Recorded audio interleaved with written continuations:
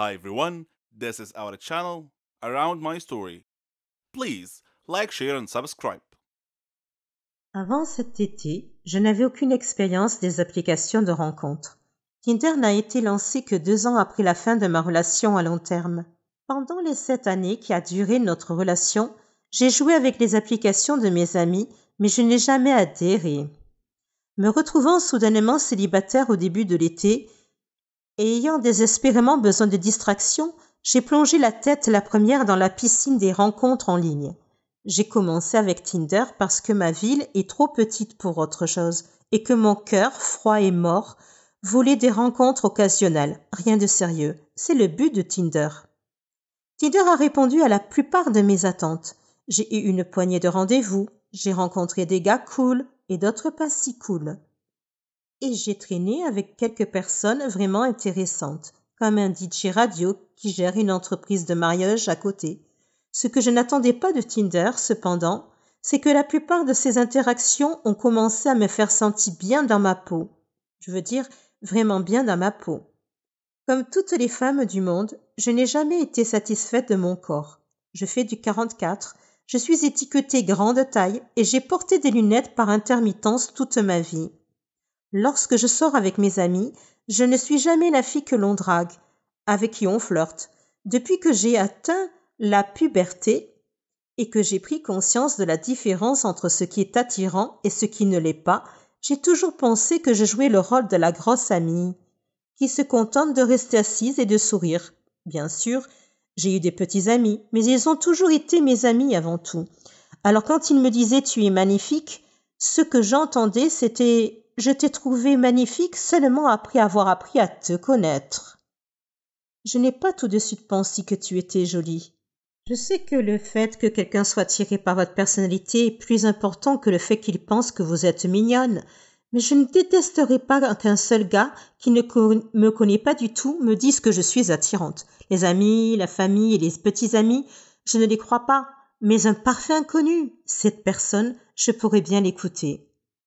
Cela nous ramène à Tinder. D'une de mes premières nuits d'utilisation de l'application, un ami et moi étions assis sur ma terrasse et décidions sur qui se matcher. À chaque fois que nous disions « cela se match », nous rions et regardions un peu plus les profils des gars. Après la 3e correspondance, j'ai dit « ces types me jugent juste sur mon apparence, non ?» Mon ami a hoché la tête. « Donc ils ne font que se matcher parce qu'ils me trouvent mignonne ? Ou est-ce qu'ils swappent toutes les filles ?» Nous en avons conclu qu'il était évident que certains des gars swipaient sur chaque fille, mais que les chances que chaque gars fasse ça étaient minces. On a glissé un peu plus. Quand j'ai commencé à correspondre avec des gars qui étaient classiquement beaux, eh bien, je ne vais pas mentir, c'était vraiment bien. Un mec sexy me trouve vraiment attirante? Quoi? Non. Comment c'est possible? Puis les messages ont commencé. Certains sont allés droit au but en disant « tu es vraiment jolie ». D'autres ont d'abord engagé la conversation avant de faire des compliments ici et là. Je sais que c'est ainsi que les gens fonctionnent sur Tinder, mais gardez à l'esprit que je ne suis pas du tout habituée à cela. Ce n'est que lorsque j'ai commencé à rencontrer ces gars que je me suis demandé « est-ce que Tinder peut booster l'estime de soi ?» 2 gars m'ont demandé comment une personne aussi jolie que moi était encore célibataire. J'ai eu un rendez-vous avec un gars qui m'a dit en espagnol que j'étais belle. Un autre gars que j'avais rencontré plusieurs fois m'a demandé « tu cherches quelque chose de sérieux ?» J'ai répondu en riant comme une folle. Ce n'est pas la question qui m'a surprise. C'est le fait qu'elle vienne d'un type incroyablement séduisant et en pleine forme. Parce que oui, je suis superficielle et je ne passe à côté que sur les types que je trouve physiquement séduisants. Quand j'ai fini de rire, j'ai dit quelque chose de maladroit comme « oh, peut-être, je veux dire, je ne suis pas contre ». Mon esprit cependant disait « tu es sérieuse? Tu t'es vue? Tu m'as vue ?» En fait, je n'étais pas séduisante, mais je savais simplement comment bien m'habiller. Je me suis retirée dans ma coquille malsaine. Peu de temps après ce type, j'ai traîné avec un étudiant en médecine gentil et ringard qui était en ville pour les vacances. On s'entendait bien. Le lendemain, lorsque nous nous sommes retrouvés, il semblait choqué que je sois sortie une 2e fois avec lui. Il n'arrêtait pas de répéter « Tu es si belle !» Je n'ai jamais l'occasion de faire des choses comme ça. Je ne sais pas comment répondre au compliment. Mad Boy a secoué la tête. Il a dit « Ne fais pas ça. N'aie pas honte de ton corps, tu es si séduisante. Tu t'es vue. Tu es magnifique. » Quelque chose chez ce type a fait que mes pensées habituelles de haine de soi ont commencé à perdre prise. Encore une fois, je sais que c'est le genre de choses que les gens disent sur Tinder, mais soyons honnêtes, pourquoi faire un effort supplémentaire? À moins que... parce que c'est vrai. Quelque part, entre les discussions occasionnelles sur Tinder, la poignée de rendez-vous, mon esprit a tourné autour d'une nouvelle pensée. Suis-je attirante?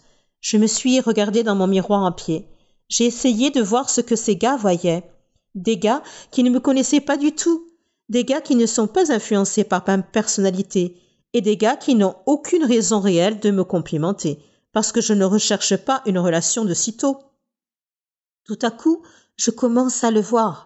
Là où je voyais des bosses disgracieuses et un ventre que je rentrais avant d'éteindre la lumière, je vois maintenant un corps sain, bien dessiné et, osons le dire, mince.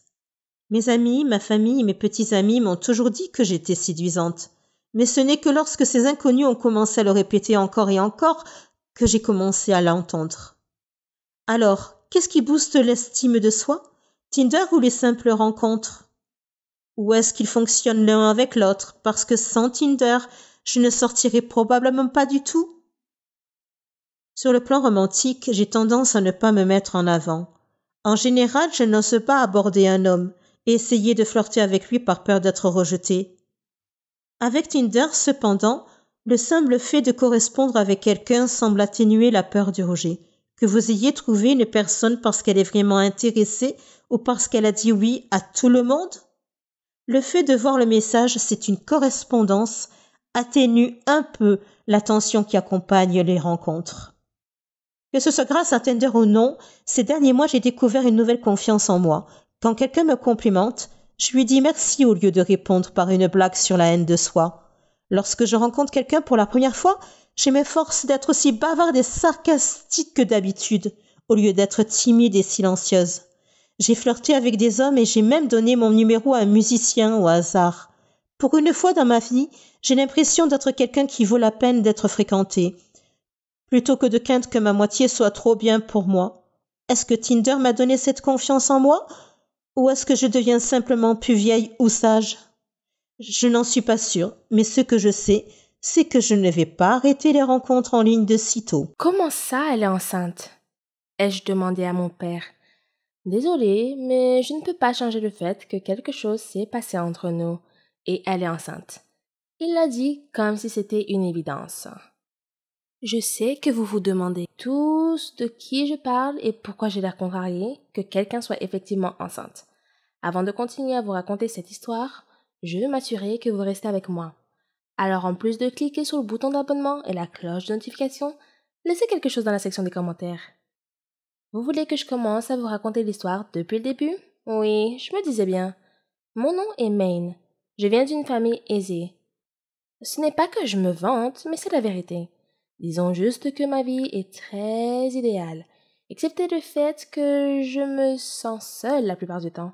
Je n'ai pas de frères et sœurs. Ma mère est morte quand j'avais 5 ans, et je n'ai que mon père que j'aime beaucoup. Mais comme nous n'avons que l'un et l'autre, il est un peu strict. J'ai 20 ans maintenant, mais je n'ai toujours pas le droit d'avoir un petit ami avant 21 ans. Quelle différence un an ferait-il? Je sais, oui. De plus, je ne suis pas autorisée à quitter la maison sans un chauffeur et un garde du corps. Et oui, à cause de ça, je ne sais toujours pas conduire. Et pour couronner le tout, je ne peux pas inviter d'amis à la maison, surtout des garçons. Mon père est tellement surprotecteur et je ne pourrais pas compter combien de fois j'ai souhaité qu'il ait une nouvelle petite amie et qu'il se remarie pour que je puisse enfin profiter de ma propre vie. Mais un jour, la phrase « Fais attention à ce que tu souhaites » a soudain pris tout son sens pour moi. Assurez-vous d'être prêt à entendre ça. Accrochez-vous à quelque chose, d'accord? Mon père a mis la mère de mon petit ami enceinte. Vous voyez, je sais que vous avez eu la même réaction que moi la première fois que je l'ai entendu. Comment ai-je pu me retrouver dans ce pétrin? Tout a commencé pendant l'été de l'année dernière. Notre entreprise a failli faire faillite. Je ne sais pas trop pourquoi. Bref, ne parlons pas de ça. Je me souviens que mon père était tellement stressé. Mais il a fini par gagner le procès et il a continué à conclure des contrats avec d'autres clients, ce qui a rendu le concurrent plus menaçant. Une fois, alors que mon père et moi faisions notre jogging ensemble, nous avons vu une femme qui avait été renversée par un mini-camion, et nous sommes allés l'aider. Elle n'est pas trop gravement blessée, mais elle est inconsciente. Pas de sang.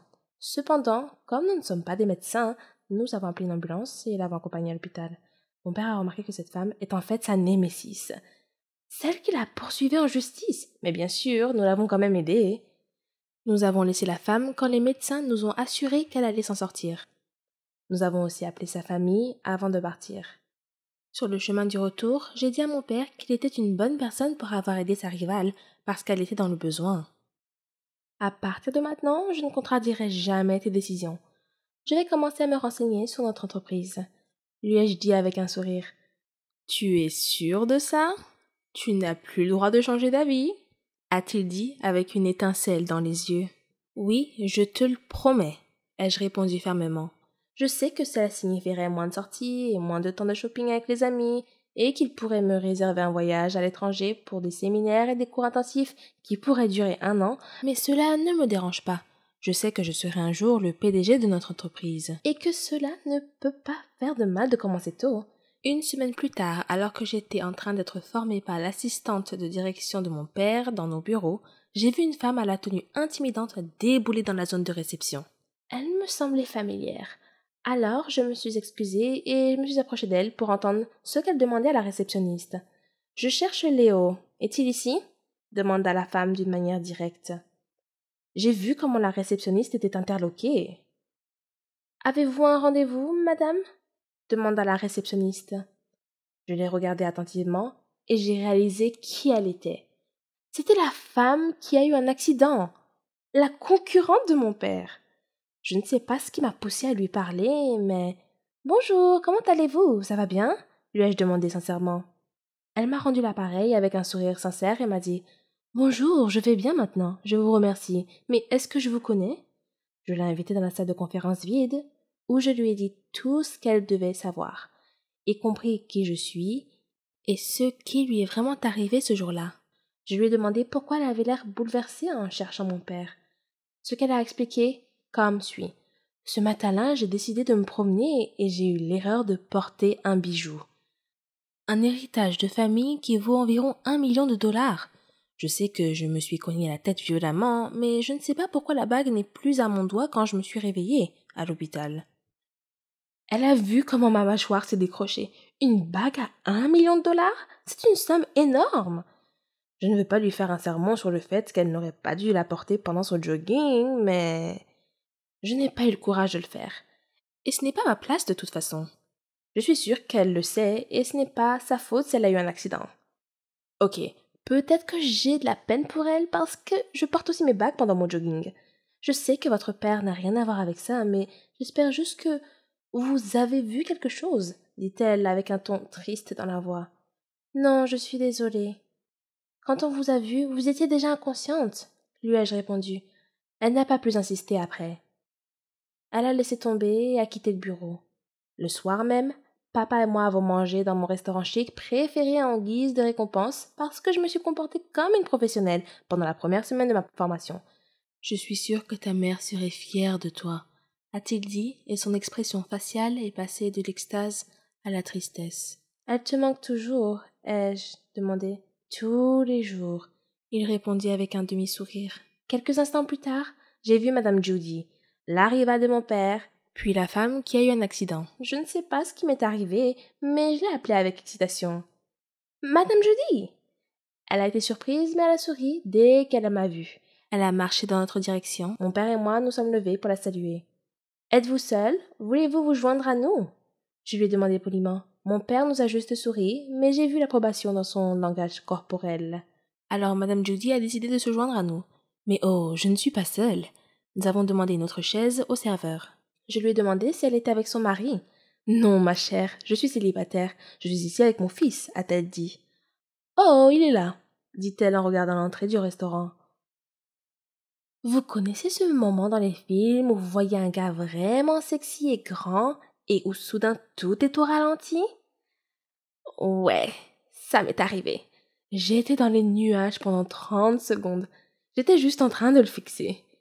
Et encore plus embarrassant, ma bouche était grande ouverte et je bavais. Alors j'ai dû l'essuyer. Salut, je suis Randy. Il me tendit la main. Je l'ai prise et on s'est serré la main. Maine, ai-je répondu brièvement. Il y avait de l'électricité dans l'air, des oiseaux et des papillons. Vous connaissez ce sentiment de chaleur et de confort? Oui, j'en suis sûre. Et oui, il me fait cet effet. Tout au long de la nuit, mon père et Madame Judy ont continué à parler d'affaires. Et Randy et moi n'arrêtions pas de nous jeter des regards furtifs. Il a ce grand sourire doux et enfantin. Ah, je ne pouvais pas me lasser de lui. C'était la première fois que j'avais le béguin pour quelqu'un, et j'agissais sûrement comme une idiote à ce moment-là. La nuit s'est terminée, et avant que nous nous séparions, il a réussi à m'arracher à nos parents et m'a demandé mon numéro de téléphone. Je lui ai donné avec joie, comme une enfant étourdie. Cette nuit s'est plutôt bien terminée. 2 semaines plus tard, je me suis retrouvée dans mon café préféré, les yeux rivés sur mon téléphone, et j'attendais toujours son texto. Est-ce qu'il m'enverra un jour un texto? Oh, je n'aurais pas dû faire comme si j'étais super intéressée par lui. Cela aurait pu le faire fuir. J'ai quitté le café, je suis allée au bureau, j'ai fait un rapide repas de retrouvailles avec des amis et je suis rentrée à la maison en attendant toujours son message. J'étais sur le point de dormir et j'avais envie de jeter mon téléphone par frustration. Je déteste les faux espoirs. J'ai enfui mon visage dans mon oreiller parce que je détestais la déception et la frustration que je ressentais. Puis, j'ai entendu mon téléphone sonner. J'ai répondu distraitement sans vérifier qui c'était. « Allô ?» dit-il. « Qui est-ce » ai-je demandé. « Salut, c'est Randy, le fils de Judy. J'espère que tu te souviens encore de moi, hein ?» dit-il. J'ai mordu le bord de mon oreiller pour ne pas laisser échapper un grand cri. Il n'a pas entendu de réponse pendant quelques secondes. Allô? Juste un instant, ai-je dit. Puis j'ai sauté de haut en bas plusieurs fois pour laisser sortir le sentiment d'étourdissement débordant. J'ai aussi poussé un petit cri. Puis je lui ai reparlé. Oh, salut! Comment ça va? Ai-je demandé, et je ne me souviens pas avoir souri autant de ma vie. Il m'a dit qu'il était vraiment désolé de ne pas avoir pu m'envoyer de message tout de suite, parce qu'il était très occupé par son travail, et il m'a demandé si j'étais disponible le lendemain matin. Je ferai mon jogging matinal près de chez toi. Tu veux peut-être le faire ensemble? Il a demandé. En un instant, j'ai dit ah oui, bien sûr. À plus tard. Puis il a raccroché. J'étais si heureuse que j'ai sauté sur mon lit pendant 1 minute entière en criant. Le lendemain matin, j'ai sorti ma plus belle tenue de sport parce que je voulais évidemment impressionner Randy. Il est venu me chercher à 5 heures du matin et on a fait du jogging pendant 2 heures. Puis il a dit « Le déjeuner est pour moi. » Bien sûr, j'ai répondu. On a pris le petit déjeuner dans mon café préféré et il a commandé tous mes plats préférés. Il n'est pas radin. Nous avons commencé à partager des histoires sur la famille et les affaires. Il a dit qu'il n'était pas le fils biologique de Madame Judy. Randy est en fait le neveu de Madame Judy. Elle l'a adopté quand ses parents sont morts dans un accident de voiture. Je lui ai également raconté mon histoire et nous avons réalisé que nous avions quelque chose en commun et que la connexion était vraiment forte. Ce n'était peut-être pas un rendez-vous idéal parce que nous transpirions tous les deux comme des fous, mais c'était vraiment un moment mémorable et amusant. Depuis lors, nous sommes devenus des copains de jogging. Nous prenons toujours un petit déjeuner après. Cela a duré un certain temps.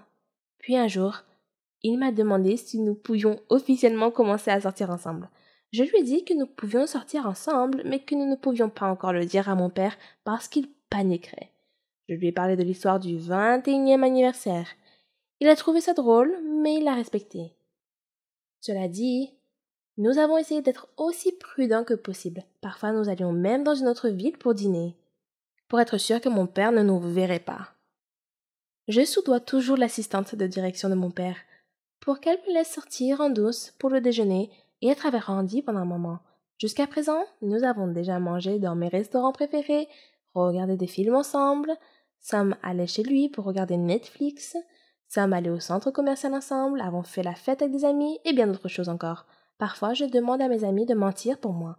Je me sens vraiment mal à cause de ça, mais j'attends juste mon 21e anniversaire qui est dans quelques mois. Une fois, je déjeunais avec Randy près de notre bureau. Mais mon père est entré dans le restaurant avec ses partenaires commerciaux. Il nous a vu nous tenir la main. Je sais qu'il était furieux, mais il n'a pas pu réagir tout de suite à cause de ses partenaires.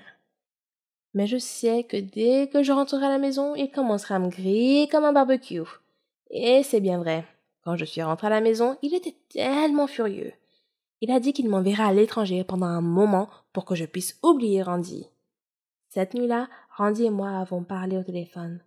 Nous pleurions tous les deux parce que nous ne voulions pas être séparés l'un de l'autre. La même nuit, mon père et Madame Judy se sont rencontrés dans un salon à l'intérieur d'un hôtel pour parler de ce qui s'était passé. Madame Judy était choquée de savoir que Randy et moi sortions ensemble, mais elle a dit qu'elle m'aimait pour son fils. Mon père aime bien Randy, mais il est juste inquiet pour notre avenir. Ils ont convenu qu'ils feraient tout pour nous séparer. Au moins jusqu'à ce que nous ayons l'âge requis. Quand papa est rentré, on s'est disputé à cause de beaucoup de choses. « Pourquoi tu ne peux pas me laisser avoir un petit ami ?» ai-je demandé. « Parce que je ne veux pas que tu aies des problèmes, dit-il. » J'étais choquée par sa réponse. J'ai laissé tomber. Je ne pouvais pas vraiment argumenter avec mon père à ce sujet. Je sais qu'il veut bien faire, mais j'ai aussi ma propre vie. Randy et moi ne sortons même pas officiellement ensemble. Nous apprécions juste la compagnie de l'autre. Et si nous voulons rendre les choses officielles, nous sommes déjà à ce stade de notre relation. Je n'hésiterai pas, car je sais qu'il en vaut la peine. Mais, de toute façon, il semble que ce soit une cause perdue. Je n'ai pas vraiment envie de rajouter de l'huile sur le feu. J'ai accepté de partir à l'étranger. Une semaine avant mon voyage à l'étranger, Randy m'a appelé et m'a demandé de l'accompagner pour la dernière fois sur une plage isolée où nous pourrons être seuls et créer des souvenirs ensemble. Je lui ai dit oui. J'ai donc menti à mon père et lui ai dit que j'allais passer la nuit chez une amie. Mais l'instinct de mon père s'est manifesté et il a décidé d'appeler Madame Judy pour lui demander où était Randy. Quand Madame Judy a répondu « Il s'occupe de quelque chose pour un événement à la plage la plus proche », mon père a su instantanément que Randy et moi étions ensemble. En une demi-heure, mon père était déjà dans l'allée de la maison de Madame Judy. Il est passé la prendre pour qu'il puisse nous suivre à la plage. Ils étaient loin de se douter que notre voyage était annulé. Nous sommes retournés en ville car il y avait un pont effondré sur le chemin. Nous avons décidé de dîner à l'hôtel à la place et nous nous sommes promis de nous attendre l'un l'autre quoi qu'il arrive. « Je t'attendrai, je te le promets, » dit-il. Peut-être que notre amour n'est pas pour maintenant, mais je suis sûre qu'un jour nous serons à nouveau ensemble, a dit Randy. Je l'ai serré très fort dans mes bras. Il m'a déposé chez moi. En entrant dans ma chambre, mon père a appelé. « Où étais-tu » J'ai dit à mon père que j'avais été malhonnête avec lui, mais je me suis excusée et je lui ai dit que je ne lui mentirais plus jamais. « Attends que je revienne, » dit mon père, et il est parti. Je l'ai attendu, mais il n'est rentré qu'à 4 heures du matin. J'ai commencé à m'inquiéter. J'ai essayé de l'appeler, mais je n'ai pas pu le joindre. Randy m'a appelé et m'a dit qu'il commençait à s'inquiéter aussi pour Madame Judy. Nous avons tous les deux décidé d'aller au poste de police pour signaler ce qui se passait. Le lendemain, mon père est rentré sain et sauf, mais il ne veut pas parler de ce qui s'est passé. J'ai poursuivi mon voyage à l'étranger, mais Randy m'y a suivi. Je suis rentrée à la maison pour mon 21e anniversaire et Randy m'a demandé en mariage dans un restaurant très confortable. Mon père et Madame Judy n'étaient pas au courant. Je sais qu'ils seront choqués par cette nouvelle, mais ce n'est peut-être pas ce qu'ils veulent pour nous, mais c'est comme ça. Mais quelque chose d'étrange s'est produit. Mon père a appelé et a dit que je devais demander à Randy de venir. J'étais très excitée et j'ai dit à Randy que c'était peut-être le bon moment pour lui parler de nos fiançailles. Quand je suis rentrée à la maison, je souriais d'une oreille à l'autre, mais les visages de mon père et de Madame Judy étaient empreints d'obscurité. Randy et moi étions si inquiets pour eux. « Elle est enceinte de 2 mois, » annonça mon père en parlant de Madame Judy. J'étais choquée et Randy a demandé qui était le père du bébé. « C'est moi, » répondit-il. Randy et moi nous sommes regardés et j'ai su que nous avions la même chose en tête. C'est impossible. On ne peut pas être frères et sœurs. On vient de se fiancer. Mon père a commencé à raconter l'histoire de ce qui s'est passé. La nuit où nous étions censés partir, ils nous ont suivis et se sont retrouvés en rade. Alors, ils ont décidé de s'installer sur une plage isolée. Ils ont commencé à partager des histoires. Mon père a appris que Mme Judy n'avait pas pu se marier et avoir un enfant à elle à cause de l'amour qu'elle porte à Randy. Elle a consacré tout son temps à l'élever. Mon père a également partagé les mêmes sentiments. Il a dit qu'il n'a jamais pensé à se remarier quand ma mère est morte, parce qu'il ne veut pas me faire sentir plus seule. Puis la nuit est arrivée et une chose en entraînant une autre. À ce moment-là, Mme Judy était enceinte de 2 mois. Je pensais que Randy et moi serions ceux qui demanderaient l'approbation de nos parents pour le mariage. Mais c'est drôle, c'était en fait le contraire. Randy et moi avons abandonné notre amour pour les personnes qui nous aiment le plus. C'est à leur tour d'être heureux. Nous nous aimons toujours, mais nous ne voulons pas gâcher notre arbre généalogique. Alors nous avons décidé de ne pas poursuivre les sentiments que nous avons l'un pour l'autre. La bague que Randy m'a achetée, eh bien, nous avons laissé Madame Judy l'avoir comme bague de fiançailles. Je suppose que ce serait le nouvel héritage de la famille. 1 an plus tard, mon père et Madame Judy se sont mariés, et j'ai finalement eu un frère. Un mignon petit garçon que j'aime. À l'âge de 15 ans, je m'occupais de ma mère malade, de mon père alcoolique et de mon jeune frère. Je travaillais dans une pizzeria pour que ma famille ait de quoi manger. Ma mère souffrait d'une maladie mentale. Ses hallucinations étaient effrayantes. Parfois, elle détruisait des choses dans la maison. Mon père se rendait physiquement malade en buvant trop. Il était souvent en retard au travail et sa vue se détériorait. Je devais m'occuper de mon frère de 6 ans. Je restais éveillée la nuit et lorsque je m'endormais enfin, je faisais des cauchemars dans lesquels je voyais mon père mourir ou mon frère être emmené. Pour faire face au stress, j'ai commencé à faire des choses comme mon père à l'automne de ma première année de lycée. Cela a détendu tous les muscles de mon corps. J'ai bien accueilli l'engourdissement, mais mon père n'en a pas fait une bonne image. J'ai donc arrêté et essayé une autre drogue à la place. Un jour, au printemps de ma première année, mon mamie m'a offert une pilule. J'ai hésité, puis j'ai accepté. 20 minutes plus tard, je me sentais heureuse et légère, comme si mon corps était un nuage. Tout le stress et les soucis concernant ma famille ont disparu pendant des heures. Après cette seule pilule, j'en voulais plus. Mon ami connaissait un dealer, alors je lui donnais l'argent et il m'en donnait plus. Ces pilules n'étaient pas bon marché et mon salaire de la pizzeria n'était pas suffisant. J'ai demandé à mon ami « Tu connais quelqu'un qui pourrait me trouver un meilleur emploi ou autre chose ?» Il m'a répondu « Pas vraiment. J'ai quelqu'un qui pourrait probablement t'aider, mais ce n'est pas exactement un travail légal. » Je savais qu'il faisait référence au dealer. J'avais besoin d'argent. Quelques jours plus tard, j'ai rencontré Victor, le dealer, devant sa maison. Il m'a invité à entrer. Sa maison était faiblement éclairée, mais beaucoup plus belle à l'intérieur qu'à l'extérieur. Victor m'a dit de m'asseoir. J'ai essayé d'être confiante et lui ai dit que je cherchais à gagner de l'argent. Il a acquiescé. Comme vous êtes un client fidèle, je vais vous proposer quelque chose. As-tu déjà vendu avant ? Mes yeux se sont élargis et mon cœur a sauté un battement. Non. Il a hoché la tête et m'a tendu un sac en disant comme test.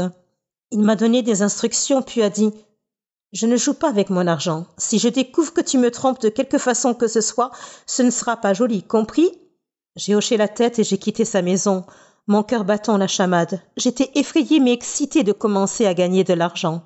Après avoir vendu mon premier lot, Victor est venu me chercher à l'école dans sa voiture. Je lui ai donné l'argent. Il avait l'air content et m'a proposé de m'en donner plus. Bientôt, j'apportais à Victor de l'argent qu'il ne pouvait même pas gagner. Je pouvais maintenant m'acheter des choses. Le fait d'être défoncé m'a permis de m'occuper de ma famille sans me sentir accablé ou anxieux. Quand j'étais sobre, je n'arrêtais pas de m'inquiéter de tout ce qui pouvait arriver à mon père, à ma mère et à mon frère. Mais après avoir pris une pilule, je flottais au-dessus de mes problèmes et mon esprit était vide. Les pilules m'ont même aidé à échapper au cauchemar. Bientôt, j'avais besoin d'une pilule toutes les quelques heures. Si je n'en prenais pas, j'avais des douleurs dans tout le corps et de graves maux de tête. Pendant ma première année de lycée, Certains de mes amis d'enfance ont commencé à s'inquiéter de mon attitude suspecte. À l'extérieur, je souriais et rassurais mes amis. À l'intérieur, j'avais honte. Allais-je vraiment comme mon père et me détruire comme ça? Mes parents n'ont pas remarqué ou ne se sont pas souciés de ce que je faisais, même lorsque je prenais une pilule devant eux. Un jour, je me suis évanouie à la maison. Je me suis réveillée couvert de vomi sur le sol de ma chambre. Ma mère est entrée dans la pièce et m'a regardée. Elle n'a pas dit un mot, elle est juste sortie. Je m'attendais à ce qu'on me crie dessus, pas à ce silence froid. C'était mon pire moment, allongée dans mon vomi, avec ma mère qui semblait indifférente. J'ai réalisé que j'étais seule. J'étais la seule à pouvoir prendre soin de moi, et je devais m'arrêter. Mais les symptômes de manque étaient si forts que je ne pouvais pas passer une journée sans prendre une pilule. J'ai appelé mes grands-parents au début de ma première année et je leur ai demandé de venir chercher mon petit frère pour vivre avec eux et ils ont accepté. Pendant cette période, je me défonçais encore beaucoup, mais j'ai réussi à prendre la décision la plus intelligente de ma vie. J'étais fière d'avoir sorti mon petit frère de ce pétrin. Au début de ma dernière année, je travaillais toujours à la pizzeria et je dînais toujours pour Victor. Mon père était physiquement malade et ma mère était déconnectée de la réalité. Une nuit, environ 1 an après le départ de mon frère, la clarté est venue alors que j'étais allongée en silence dans ma chambre. J'allais passer mon baccalauréat le semestre suivant et je devais faire face à l'avenir. Mes grands-parents étaient âgés. Qu'arriverait-il à mon frère une fois qu'il serait parti? Que m'arriverait-il si je continuais à prendre des pilules? Moi seule pouvais changer ma vie. Je savais que j'étais dépendante et que la première étape pour devenir sobre était de me l'avouer. J'ai pensé à toutes les décisions stupides que j'avais prises. J'aurais pu simplement rester à l'écart. Mais maintenant, 3 ans plus tard, cette honte me titille parfois et me rappelle que je ne veux jamais y retourner. Puis, en octobre de ma dernière année, j'ai agi. J'ai vendu mon dernier lot, j'ai donné son argent à Victor et je lui ai dit que je ne vendrais plus rien. Il m'a laissé partir assez facilement. J'ai cherché les symptômes de sevrage. Je savais que je devrais manquer l'école aussi, parce que j'avais lu que le sevrage physique dure 1 semaine. C'était encore pire que ce que j'avais lu. J'avais mal partout et je me sentais extrêmement faible. Je tremblais et je vomissais plusieurs fois par jour, au point que mon vomi n'était plus que de l'eau. Je transpirais, mais j'avais froid. Je n'avais pas les moyens d'aller dans une cure de désintox. Toute la semaine, je suis restée allongée dans mon lit. J'avais dit à quelques amis proches que j'arrêtais de fumer et que je les appellerais pour leur dire comment je m'en sortais. Ils m'ont dit qu'ils étaient fiers de moi et qu'ils seraient toujours là pour moi. J'ai réalisé que je n'avais pas à affronter mes démons seule. Ma mère continuait à se parler à elle-même dans le salon, tandis que mon père faisait ce qu'il fait toujours. Mais j'avais des amis pour me soutenir dans les moments difficiles. J'ai manqué presque 1 mois d'école et ma moyenne a beaucoup baissé. En fait, ce trimestre-là, j'ai échoué à 2 cours à cause de mes absences. Je savais que si les gens connaissaient ma situation réelle, je pourrais être placée en famille d'accueil. À ce moment-là, je ne voulais pas être séparée de mes parents, alors j'ai dit à mes professeurs que j'avais des problèmes familiaux. Certains professeurs avaient entendu des rumeurs selon lesquelles je prenais des pilules. Mon professeur d'anglais m'a dit « Je suis fière que tu aies décidé de changer pour le mieux. Tu es une fille intelligente et j'espère que tu resteras sur le bon chemin. » Sa réponse m'a presque fait pleurer. Je n'avais jamais entendu personne, pas même mes propres parents, me dire qu'ils étaient fiers de moi. Une fois que je suis retournée à l'école, j'ai fait tous mes devoirs. Je n'ai jamais manqué un cours et j'ai eu d'excellents résultats à tous les examens. Je suis entrée à l'université. J'étais enfin sur la bonne voie. Mais la vie n'est pas devenue beaucoup plus facile une fois que j'étais sobre. L'entrée à l'université était accablante car je n'étais pas habituée à la quantité de travail demandé par les professeurs. Il était difficile de rester sobre malgré les doutes. Je croyais que je n'étais pas assez bonne pour l'université et que si je faisais une petite erreur, je retournerais à la case départ. Au lieu de m'engourdir, j'affronte mes démons et je les libère. C'est bien mieux que de ne rien ressentir du tout. 7 ans peut être un âge très critique dans la vie d'un être humain. C'est l'année où l'on passe du CP au CE1. C'est peut-être aussi l'année où l'on pratique pour la première fois un sport qui façonnera notre avenir. Mais pour moi, c'est l'âge où mes parents ont décidé de mener des vies séparées. J'ai grandi comme n'importe quelle fille ordinaire, j'ai fréquenté une bonne école maternelle, j'ai fait du sport et j'avais de bons amis. Mes parents, si je me souviens bien, étaient toujours de bonne humeur, l'un envers l'autre et partageaient la joie d'élever leur fille ensemble. Je n'ai que peu de souvenirs des mauvais moments où mes parents se disputaient. Le pire souvenir dont je me souvienne est celui où, à l'âge de 7 ans, allongé dans mon lit, mes parents sont entrés dans ma chambre et mon père m'a dit « Tania, ta mère et moi allons divorcer. » Ma première réaction a été l'instinct naturel d'un jeune enfant qui consiste à me faire des reproches. Lorsque j'étais enfant, j'avais souvent plus d'une fête d'anniversaire. Cela semble cool, mais ce n'est pas ce que l'on croit. Je suis une enfant issue d'un divorce. Mon enfance ne m'appartenait pas. Elle appartenait à mes parents. Je me suis perdue dans tous les efforts que j'ai faits pour apaiser les deux camps de ma famille. En me déplaçant seule entre deux vies distinctes, j'étais en marge de chaque famille. Jamais une initiée. Les personnes que j'aimais le plus n'étaient jamais dans la même pièce. Et beaucoup d'entre elles ne savaient même pas qu'elles existaient. Je manquais des événements et des célébrations parce que je devais passer du temps avec mon autre famille. Les enfants issus d'un divorce apprennent à faire face à ces difficultés et à cette instabilité, mais à l'âge de 10 ans, je ne voulais plus m'en préoccuper. Je ne voulais pas vivre dans 2 maisons différentes, avec 2 chambres différentes, des vêtements différents, des jouets différents, des amis différents et des règles différentes. J'étais une enfant de 10 ans, prise entre le marteau et l'enclume. Un jour, j'ai dit à mon père que je ne voulais plus lui rendre visite. C'était un acte courageux et ignare, pour être honnête. Nous ne saurons jamais si c'était la bonne décision ou non, mais à l'époque, aucun de mes parents ne possédait la stabilité émotionnelle nécessaire pour trouver une solution plus positive. C'est ainsi que les choses se sont passées. La lutte pour le pouvoir qui était restée latente entre mes parents a éclaté à nouveau. Et cette fois-ci, c'est moi qui en ai été la cible. Cette fois, j'étais responsable de la discorde. Dans une maison, on me blâmait. Dans l'autre, j'étais une victime. Il n'y avait plus de fêtes d'anniversaire multiples. Au lieu de cela, il y avait la stabilité et la cohérence dans une maison, la colère et l'évitement dans l'autre. Les choix entraînent des conséquences et, au fil du temps, j'ai perdu le contact avec la famille de mon père. Il est difficile de rester en contact avec des personnes liées à quelqu'un que l'on a repoussé. Des cousins avec lesquels je jouais ont été rayés de ma vie. Nous ne nous sommes plus jamais rendus visite. Était-ce parce qu'il était préférable de garder les liens coupés? Ou était-ce ma punition pour avoir été une horrible enfant?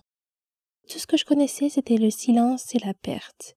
Au début de mon adolescence, ma mère s'est remariée et j'ai rencontré de nouveaux cousins. J'ai appris de nouvelles traditions de Noël et je me suis assise à la table avec des nouveaux enfants.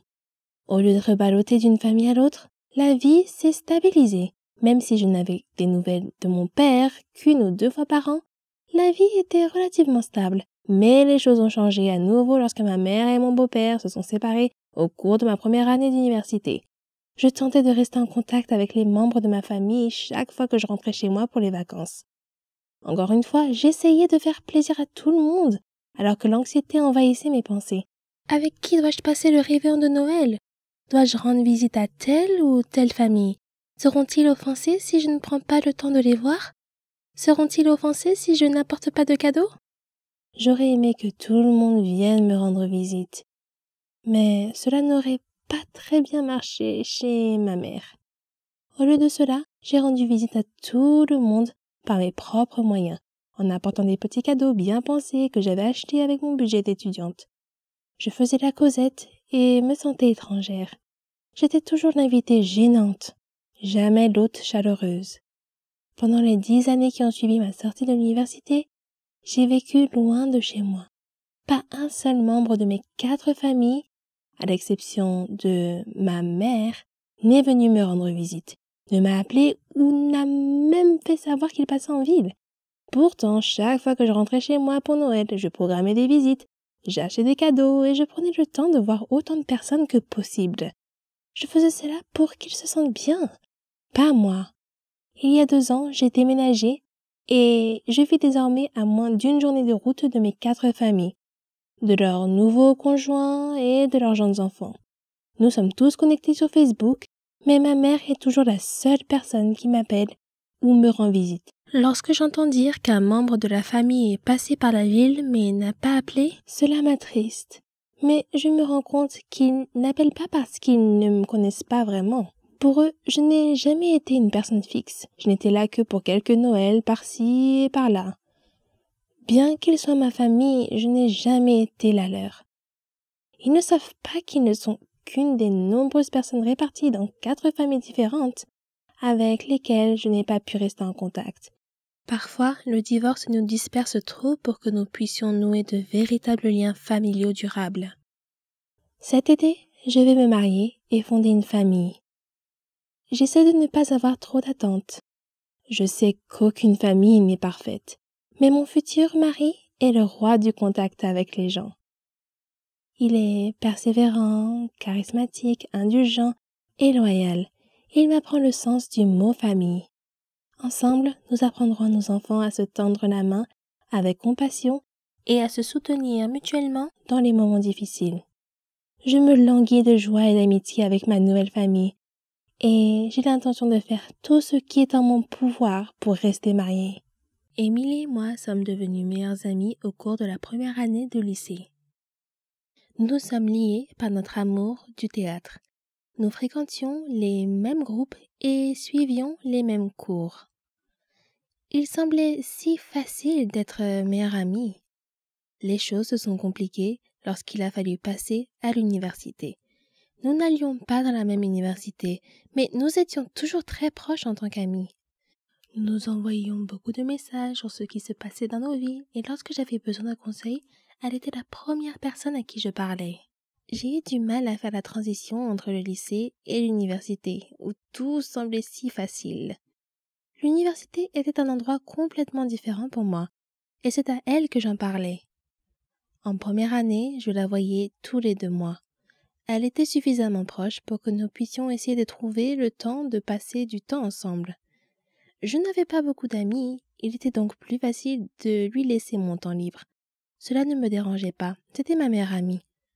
La 2e année a été la même chose. Mais j'avais mis de l'ordre dans ma vie. Je ne me débattais pas dans mes cours, mais ma vie sociale était toujours la même. Je n'avais que peu d'amis avec lesquels je traînais, et cela ne me dérangeait pas parce que je l'avais, elle. Nous nous parlions et nous nous envoyions des messages à propos de tout, et je lui faisais part de tous mes soucis et de toutes mes frustrations. Sans elle, je n'aurais pas survécu à ces 2 premières années. Je ne me souviens pas vraiment de ce qui s'est passé l'été dernier, avant la première année, mais je pense que c'est à ce moment-là que j'ai décidé de sortir de ma coquille et de profiter de mes années d'université. Au début de ma première année, j'ai rencontré de nouvelles personnes avec lesquelles j'ai vraiment apprécié d'être en contact. Ils vivaient dans les dortoirs, dans le même couloir que moi, alors il était facile de passer du temps avec eux, même si c'était jusqu'à 2 heures du matin et que nous avions des cours tôt le lendemain matin. Je leur consacrais plus de temps et je ne me rendais même pas compte que j'avais mis ma relation avec ma meilleure amie entre parenthèses. Je ne l'ai découvert que lorsque j'ai essayé de lui parler et qu'elle ne m'a pas répondu. J'ai appris plus tard par ma sœur, qui était également très amie avec elle, qu'elles avaient parlé du fait que je l'ignorais. Elle m'envoyait des messages et je ne répondais pas. Elle essayait de me parler et j'étais trop occupée. Je ne me souvenais pas avoir fait tout cela. Je pensais que j'étais assez constante et que je répondais toujours. Je m'étais attachée à mes nouveaux amis. Ils faisaient désormais partie de ma vie quotidienne et je l'avais inconsciemment remplacé. Les 2 derniers mois de notre amitié, J'avais essayé de lui parler et d'arranger les choses, mais en vain. C'était la fin du semestre. Nous étions toutes les deux stressées par les examens et les problèmes familiaux et nous ne pouvions pas vraiment parler. Nous avons finalement parlé pendant les vacances d'hiver. Je n'avais aucune excuse pour ce que j'avais fait et lorsqu'elle m'a appelée, je lui ai dit que je ne voulais jamais la perdre. Notre amitié a pris fin ce jour-là. Je me suis assise dans ma chambre et j'ai pleuré pendant un moment pensant à la personne formidable que j'avais perdue. Je me sentais coupable de ce que j'avais fait. J'étais passée à autre chose sans jamais le lui dire et c'est là que j'ai fait une erreur. Plus tard dans la nuit, j'ai pris la décision de ne plus prendre mes amitiés à la légère, même si elles étaient à distance. Elle était une partie très importante de ma vie et je regrette de l'avoir laissée partir. J'espère qu'un jour j'aurai le courage de lui dire à quel point elle était importante pour moi. Elle a tant fait pour moi, même s'il s'agissait d'un simple message pour savoir comment j'allais. Je garde l'espoir qu'un jour nous pourrons redevenir amis. Mais ce n'est pas tout. Émilie écoutait un groupe de filles et au lieu d'essayer de me ramener à la raison, elle a laissé quelqu'un me la voler. J'étais tellement prête à essayer d'arranger les choses, jusqu'à ce que j'entende sa version de l'histoire. Je tiens à lui dire un grand merci. Eh oui, j'ai été aigrie, très aigrie, quand j'ai découvert la vraie raison pour laquelle ma meilleure amie ne me parlait plus autant. J'étais en colère contre elle et je l'ai blâmée pour tout. Je l'ai blâmée pour les moments perdus avec elle, pour les souvenirs, et je regrettais tout. De l'argent à l'empreinte de vêtements, en passant par des choses simples comme aider à la maison, parce que tout cela n'était rien d'autre que du temps perdu. Je t'en veux, Émilie. Je veux qu'elle revienne. Je veux que ma meilleure amie revienne dans ma vie et qu'elle fasse des choses avec moi, comme des roulette-king, des voyages, des doubles rendez-vous, du shopping ensemble, des choses que les meilleures amies normales font. Mais je n'ai pas pu, parce qu'Émilie a choisi d'être avec d'autres amis. Je n'ai pas besoin d'elle. Elle a choisi de me quitter. Elle a choisi de ne plus être mon amie après que cette autre fille ait décidé de parler et de raconter des petits mensonges. Émilie a mis fin à notre amitié. L'autre fille n'y a joué qu'un rôle. Mais Émilie l'a accueillie et je dois la remercier pour cela. C'est cruel de faire cela à un être humain. Les êtres humains doivent se sentir désirés, ce qui n'est pas le cas. Quant à la fille qui m'a volé ma meilleure amie, assure-toi d'être là pour elle lorsqu'elle et son petit ami traversent une période difficile. Assure-toi d'être là pour lui parler lorsqu'elle a des doutes sur l'université ou que sa famille la harcèle. Assure-toi d'être là pour ses séances de rollicking, ses virées shopping ou tout simplement ses soirées cinéma. Prends-la dans tes bras lorsqu'elle pleure devant La Belle et la Bête. Sois la meilleure personne possible pour elle. Je sais qu'elle en a besoin plus que jamais, parce que c'est ce qu'elle mérite. Je ne pense vraiment pas que je m'en remettrai un jour. Elle m'a quittée pour une raison stupide, pour quelque chose que tu as causé. Mais ce n'est pas grave, on vit et on apprend. Quelqu'un a dit un jour, certaines personnes nous quittent, mais ce n'est pas la fin de ton histoire. C'est la fin de leur rôle dans ton histoire. Je chérirai toujours notre amitié. Même si les choses n'étaient pas censées se passer ainsi. Votre meilleure amie l'est pour une raison. Et cela ne devrait pas se terminer de la même manière que pour moi. Souvenez-vous de tous les moments que vous avez vécus. Parce qu'un jour, vous ne serez peut-être plus les mêmes ou vous passerez à autre chose. Bonjour, je m'appelle Brenda et voici comment je me suis ridiculisée à l'âge de 14 ans. Avant de vous raconter mon histoire, permettez-moi de souligner quelques points. Tous les adolescents éprouvent parfois un peu d'anxiété. Il s'agit en fait d'une réaction normale au stress et cela les aide parfois à faire face à des situations accablantes. Pour beaucoup d'adolescents, des choses comme parler en public, les examens finaux ou même sortir avec quelqu'un peuvent provoquer des sentiments d'anxiété. Pour certains adolescents, cependant, l'anxiété peut aller au-delà de ces symptômes typiques et affecter négativement les relations amicales et familiales, la participation des activités et même leur travail scolaire. Et ne me faites pas dire qu'être un adolescent ressort du sang du diable. Ok, c'était une blague innocente, mais je le pense vraiment. Donc, j'étais assise en classe, derrière le gars le plus mignon de ma classe. Son nom était Josh. Et je voulais juste lui demander son numéro de téléphone, mais j'étais terriblement timide et j'avais très peur d'être rejetée. Mais le moment du bal de l'école approchait. Je voulais y aller avec lui, mais il n'y avait aucun moyen de le faire en face à face. J'ai essayé de surmonter mon anxiété et je me suis convaincue d'y aller. J'ai débattu avec moi-même pendant un certain temps, manquant la plus grande partie de la leçon en classe de ce jour-là, avant de me décider à lui demander. Je lui ai demandé et il a accepté. Il a lentement pris mon téléphone, a tapé son numéro et me l'a rendu. Je me suis sentie soulagée. J'avais obtenu le numéro. Je veux dire, j'avais tort. Il n'y avait pas de quoi être inquiète. J'avais aggravé la situation dans mon esprit par rapport à la réalité. C'était agréable de réaliser que j'étais anxieuse pour rien. D'en finir et d'avoir son numéro. Je suis rentrée à la maison plus tard ce jour-là et j'étais si excitée d'appeler ou d'envoyer un SMS à Josh. Mais comme je suis timide socialement, j'ai essayé de lui envoyer un message. Mais le message n'a pas été délivré. J'ai vérifié le numéro qu'il m'a donné et j'ai remarqué qu'il comprenait le chiffre 911. Ce qui m'a indiqué qu'il m'avait donné un faux numéro de téléphone pour éviter que je le contacte. Je me suis soudain rendu compte à quel point j'avais agi bizarrement envers lui. Je n'avais pas de grand lien avec ce garçon avant de lui demander son numéro. Il n'y avait pas de relation entre nous. Alors j'ai dû lui faire peur en lui demandant son numéro. Je lui ai également demandé en plein cours en lui tapant sur l'épaule. Il n'y avait rien de naturel ou même de normal dans ma façon de procéder.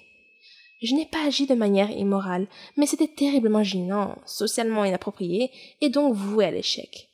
La rencontre a été douloureuse, mais je suppose que j'en ai tiré quelques leçons sur la façon de socialiser de manière appropriée. J'ai également appris qu'il est incroyablement facile de ne pas voir les signes évidents que les autres personnes vous donnent lorsque vous êtes anxieux, car vous êtes tellement absorbé par vous-même que vous ne voyez pas les signaux sociaux. En repensant à la façon dont il était clairement mal à l'aise face à ma demande, ce qu'il a fait comprendre en ne souriant pas et en hésitant à accepter de taper le numéro. Si j'avais été concentrée et que j'avais prêté attention, j'aurais peut-être remarqué son comportement et la façon dont il reflétait clairement ses sentiments à mon égard et face à notre échange. Cela m'amène à me poser la question suivante. Est-il plus facile d'avoir une anxiété fonctionnelle que d'être prisonnier de sa propre coquille, figé par l'anxiété? C'est peut-être le moindre des deux mots. S'occuper est souvent le moyen de rester figé dans sa coquille avec l'anxiété. Mais pour moi, cette expérience s'est transformée en objectif et a renforcé ma confiance en moi. Je vois cela comme une étape, mais ensuite, l'amélioration de l'estime de soi et de la confiance en soi vous permettra de fonctionner sans anxiété. C'est le but ultime. Mais vous savez quoi? Écrivez votre propre histoire. Vous ne pouvez pas continuer si quelqu'un l'écrit pour vous. Beaucoup de jeunes à l'école ressentaient la même chose. Ils ne se sentaient pas bien. Et je ne savais pas pourquoi. Les adolescents se reconnaîtront ce qui est effrayant et aggrave l'anxiété. Il faut y aller pour savoir que l'on est bien à l'école, et on ne peut le savoir que si l'on y va. Surmonter l'anxiété n'est pas une question de hippie ou de charabia. Il m'a fallu des années pour surmonter ce que j'appelle la peur de la vie, et je l'ai appris à la dure. Alors, est-ce que la blague du diable a un sens? Hey, je suis Anne. C'était les vacances d'été avant l'université. En guise de célébration de la remise des diplômes et avant que chacun d'entre nous n'aille dans une université différente, mes meilleurs amis et moi avons décidé de partir en vacances d'été. Dans l'un des plus beaux endroits du monde. Du moins, c'est ce que je pense. À Hawaï. J'étais dans ma chambre et je rêvais de porter ces soutiens-gorge à la noix de coco tout en sirotant un jus exotique. Peut-être même en faisant une danse oula. Ma meilleure amie Kim m'a appelée et a fait voler en éclats ma bulle de noix de coco. Elle m'a suggéré que, puisque nous entamions une nouvelle étape de notre vie, nous pourrions tout aussi bien nous refaire une beauté. Je pensais qu'elle proposait d'aller faire du shopping ou quelque chose comme ça, mais non. Elle a dit que nous devrions aller au salon de coiffure pour nous faire des nouvelles coupes de cheveux et peut-être nous teindre les cheveux dans la foulée. J'avoue que j'étais très excitée par cette idée, alors j'ai dit oui. Ma coiffeuse habituelle était en congé annuel. Elle a toujours coupé mes cheveux de la façon dont je l'ai décrit. Je l'adore. Cependant, elle a été absente depuis un certain temps et nous ne pouvions pas patienter plus longtemps pour une nouvelle coupe de cheveux. Alors j'ai pris un rendez-vous avec une autre coiffeuse dans le même salon de coiffure. Petite précision, Kim est blonde alors que je suis brune. Je sais que ça peut paraître superflu, mais ça sera utile pour le reste de l'histoire. Kim et moi avons conduit jusqu'au salon de coiffure. L'endroit avait l'air très chic, le genre d'endroit en lequel on a confiance. Nous sommes entrés en riant comme si nous avions 12 ans. En réalité, nous en avions 18. Quoi qu'il en soit, nous avons été accueillis par une gentille dame. Elle nous a dit que Kim devrait opter pour un balayage et que je devrais faire de même et passer au blond. J'étais un peu sceptique, mais qui s'en soucie? C'est l'été. La dame m'a mis du décolorant sur la tête et s'est occupée des cheveux de Kim. Kim voulait des mèches roses. Au bout de 15 minutes, Mon cuir chevelu a commencé à me brûler. J'ai donc appelé la gentille dame et elle m'a dit qu'il était temps de laver le décolorant. Pendant qu'elle me lavait la tête, son visage est devenu impassible. Des lambeaux de mes cheveux orange se trouvaient partout dans l'évier. Kim m'a regardé et ses yeux sont devenus aussi grands que ma tête. La dame m'a demandé de ne pas paniquer et m'a dit qu'elle pourrait couvrir les zones dégarnies avec une coupe de cheveux vraiment courte. Alors je lui ai montré une photo de ce à quoi je voulais ressembler exactement. Elle a donc commencé à couper, jusqu'ici tout allait bien. Puis, elle a coupé une énorme partie sur le devant de mes cheveux en disant qu'elle structurait mon visage. À ce stade, il était déjà trop tard. C'était affreux. C'était pas du tout moi, et surtout pas ce que j'avais demandé. Je lui ai donc dit que je détestais cette coiffure. Elle s'est sentie mal et j'ai commencé à pleurer parce que c'était vraiment très laid sur moi. Et me voilà coincée avec une mauvaise coupe de cheveux. J'essaie de me calmer en me disant que la couleur allait peut-être s'arranger. Lorsqu'elle a appliqué la teinture, mes cheveux sont devenus verts. La seule solution était de devenir rousse. Et c'était impossible pour moi. Je n'ai pas le teint d'une rousse. Nos petits amis devaient passer nous prendre au salon, et le simple fait d'imaginer la tête de Nick m'a fait rire et pleurer à la fois. Rachel l'a joué cool, et même son balayage a mal tourné. Mais cet incident était unique en son genre. Je me suis retrouvée avec la couleur de cheveux la plus bizarre qui soit. On aurait dit que j'étais moitié sirène, moitié dragon. Cela ne m'a pas empêché de profiter de mes vacances d'été. En fait, ce fut une bonne source de plaisanterie pendant très très longtemps. Presque toutes les filles rêvent d'être une princesse de Disney, d'être comme Cendrillon qui a épousé le prince, ou Blanche-Neige, la plus belle de toutes. Mon histoire est un peu de ce genre, mais les contes de fées ont généralement une fin heureuse, n'est-ce pas? Mais la mienne... Eh bien, je vous laisse en juger par vous-même. Je m'appelle Rona, et j'ai 17 ans. Je vis avec mes parents et ma sœur Célina. À l'école, j'étais comme une princesse. J'adorais tous mes amis. Et ils m'adoraient. J'excellais dans tout. J'étais la meilleure chanteuse de l'école, j'étais très sportive, et je pratiquais tous les sports. Mon seul défaut était mes cheveux, qui étaient trop frisés et trop moches à mon goût.